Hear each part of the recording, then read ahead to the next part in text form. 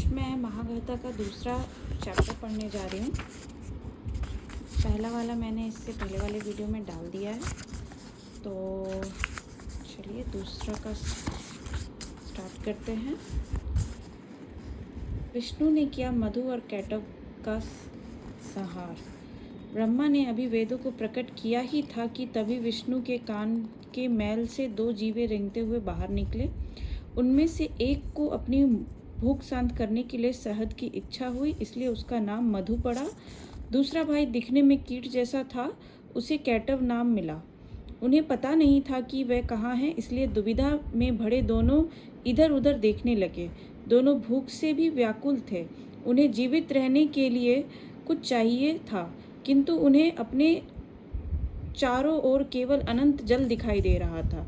मधु और कैटव ने उस पौष्टिक द्रव्य को पीना शुरू कर दिया और दोनों बेहद शक्तिशाली हो गए।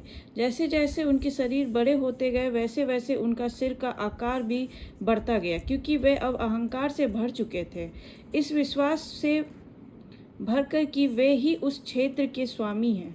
दोनों ने ब्रह्मांड की खोज आरंभ कर दी।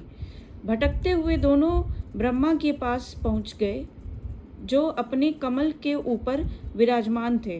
दोनों भाई सृष्टिकर्ता का विरोध करने लगे। तुम कौन हो? यह पुष्पासन केवल श्रेष्ठ लोगों के लिए है। तुम्हारी हिम्मत कैसे हुई इस पर बैठने की? उन्होंने रोषपूर्ण स्वर में पूछा। ब्रह्मा जी ने कुछ नहीं कहा, जिससे मधु और कैटव और भड़क उठे। आसन से नीचे उतरकर या तो हमारी संप्रभुता को स्वीकार करो या हमें युद्ध में परास्त करके अपनी श्रेष्ठता सिद्ध करो। सृष्टि के रचयिता ने जब उनका कहा नहीं माना, तो मधु और कैटव ने ब्रह्मा को नीचे गिराने के उद्देश्य से कमलनाल को हिलाना शुरू कर दिया। बेचारे ब्रह्मा जी ने पुष्प को कसकर पकड़े रखा, किंतु वेद उनके हाथ से फिसल गए और पुष्प की पंखुड़ियों के बीच में दरारें से एक एक करके नीचे गिरने लगे। दोनों भाइयों ने वेदों को पानी के नीचे छिपा दिया और ब्रह्मा जी को धमकी देने लगी कि वे उनके द्वारा अब तक बनाई हुई सृष्टि की प्रत्येक वस्तु को नष्ट कर देंगे। ब्रह्मा जी घबराकर विष्णु के पास पहुँचे। हे ब्रह्मांड के रक्षक, मैं आपके अनुरोध करता हूँ कि मेरी सहायता कीजिए। क्या आप नहीं जानते कि मैं आपके मल से उत्पन्न हुए प्राणियों से भी मुकाबला नहीं कर सकता? यदि आप मेरी रक्षा नहीं करेंगे तो मैं सृष्टि के रचना कार्य को कैसे पूरा करूँगा? हम ऐसा वृत्त क्यों बनाए यदि उसके सिर परस्पर मिल नहीं सकते? क्या आप मेरी विनती सुन रहे हैं भगवान? आप मुझे सुन रहे हैं? दुर्भाग्य से संरक्षक विष्णु जी तो पहले ही योग निद्रा में प्रवेश कर चुके थे। वह जागने और सोने के बीच की ऐसी स्वप्नहीन अवस्था थी जिसमें उन्हें किसी बात की सुध नहीं थी। ब्रह्मा जी चिल्लाते रहे, किंतु विष्णु हिले तक नहीं। मधु और कैटव खिलखिलाकर हंसने लगे, किंतु विष्णु पर कोई प्रभाव नहीं पड़ा। रचयिता ब्रह्मा जी को अब कोई उपाय नहीं सूझा, तो उन्होंने भगवान को जगाने के लिए निद्रा यानी नींद की आह्वान किया। हे निद्रा, आपकी शक्ति से नारायण सो गए हैं। मैं प्रार्थना करता हूँ, उन्हें आपके आलिंगन से मुक्त कर दीजिए, ताकि वे हमें मधु और कैटव से मुक्ति दिला सकें, क्योंकि दोनों की इंद्रियों ने उन्हें अपने वश में कर लिया है। वे जो देख रहे हैं उससे इतने प्रभावित हो गए हैं, उसे अनुचित ढंग से प्राप्त करना चाहते हैं। निद्रा, कृपया विष्णु जी को मुक्त कीजिए, उन्हें मुक्त कर दीजिए। निद्रा ने अनुरोध कर उत्तर दिया, जिसके प्रभाव से संरक्षण विष्णु जी ने अपने कमल से नेत्र खोल दिए। ब्रह्मा जी की ऐसी दशा देखकर वे तुरंत समझ गए कि समुची सृष्टि संकट में है।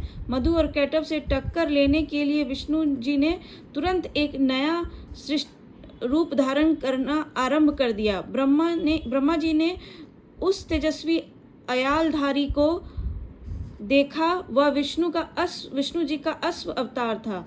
प्रभु हयग्रीव बन गए थे, अश्व के सिर वाले।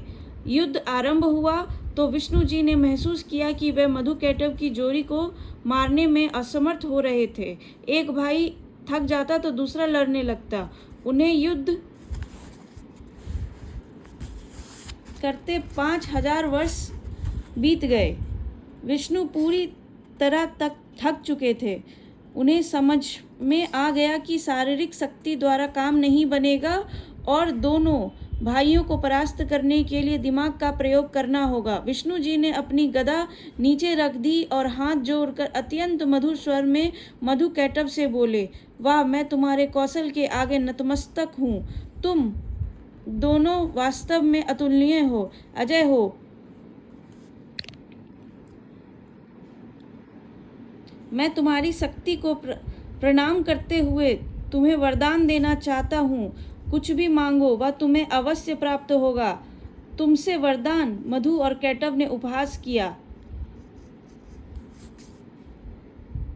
उस दुर्बल व्यक्ति से जो स्वयं हमारे सामने भयभीत खड़ा है, जिसकी नीली त्वचा डर से और भी नीली हो गई है। तुम विजेता है, हम विजेता हैं। वरदान की भीख नहीं मांगते, वे तो वरदान देते हैं। हमसे वरदान मांगो, तुम जो चाहते हो तुम्हें मिलेगा। कुछ भी, हाँ कुछ भी। विष्णु जी को इसी अवसर की प्रतीक्षा थी। वह मौका आ चुका था। उनके चेहरे पर शांतिप्रद मुस्कान छा गई। तो मुझे यह वरदान दो कि मैं तुम दोनों को मार सकूं। वहाँ मौन छा गया। विष्णु जी के शब्द उनके हृदय में उतरे तो दोनों भाइयों को एहसास हुआ कि वह खुली आंखों से भी जाल में फंस गए हैं। परंतु वचन दिया जा चुका था और अब उसे तोड़ने का कोई प्रश्न ही नहीं था। मधुकैटभ को मौत का साया अपने सिर पर मंडराता दिखा तो जीवित रहने की वृत्ति जागृत हो उठी। उन्होंने नीचे देखा किस तरह पानी चारों ओर अंतहीन ढंग से फैलता जा रहा है। उन्होंने स्वयं को बचाने के लिए आखिरी दांव खेला। दोनों एक स्वर में बोले, तुम हमें मार सकते हो, किंतु एक सत्य यह है कि हमें ऐसे स्थान पर मारना जहां पानी ना हो। हयग्रीव पुनः मुस्कुराए। उन्होंने हाथ फैलाया, अपना आकार बढ़ाना शुरू कर दिया। उनका आकार बड़ा होते जा रहा था, बड़ा और बड़ा, बड़ा और बड़ा। उनका आकार इतना बढ़ गया कि मधु और कैटभ को उनका चेहरा दिखाई नहीं पड़ रहा था। उन्हें पानी के ऊपर केवल हयग्रीव का रूप एक विशाल नीले पर्वत के समान दिख रहा था। वह नीले आकाश से मिल चुका था। फिर हयग्रीव ने मधु और कैटभ को अपने एक एक जंघा पर रखा और दोनों का सिर काट दिया। विष्णु जी के कानों से उत्पन्न हुए मधु और कैटभ का अंत विष्णु जी के जांघों पर हुआ। चूंकि विष्णु जी ने मधु का वध किया, इसलिए उन्हें मधुसूदन भी कहते हैं। ऐसा लगता है कि मैं जितना अधिक सृजन करूंगा, विनाश करने के लिए उतनी ही अधिक शक्तियां पैदा होंगी। ब्रह्मा जी बोले, हमारी रक्षा करते रहिए नारायण, जैसे आपने अभी की है। संभवतः मैंने कुछ नहीं किया, संरक्षण विष्णु जी ने उत्तर दिया।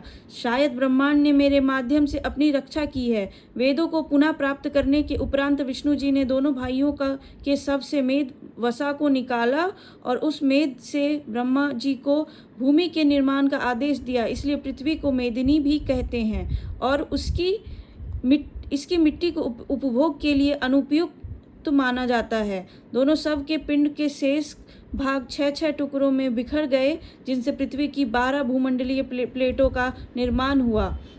अपने कमल पर आसीन हुए ब्रह्मा जी ने पुनः सृष्टि की रचना का कार्य आरंभ कर दिया।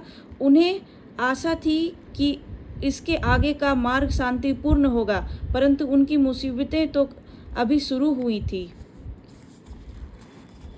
आगे का पाठ हम दूसरे वीडियो में पढ़ेंगे। धन्यवाद।